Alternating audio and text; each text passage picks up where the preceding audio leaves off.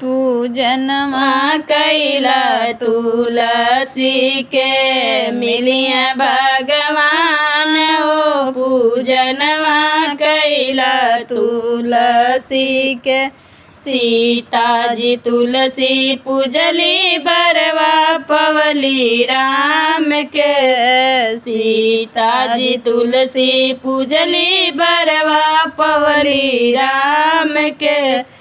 उनहु के मिल गइल उनहु के मिल गइल अयोध्या गराज हो। पूजनवा कैल तुलसी के मिलिया भगवान हो। पूजनवा कैल तुलसी के रुक्मिणी जी तुलसी पूजली बरवा पवली कान्हा के। रुक्मिणी जी तुलसी पूजली बरवा पवली कान्हा जी।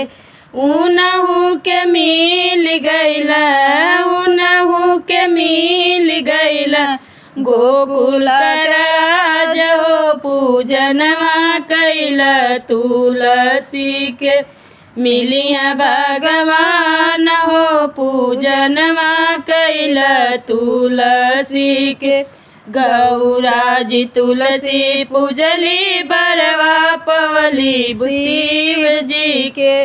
गौरा जी तुलसी पूजली बरवा पवली शिव जी के।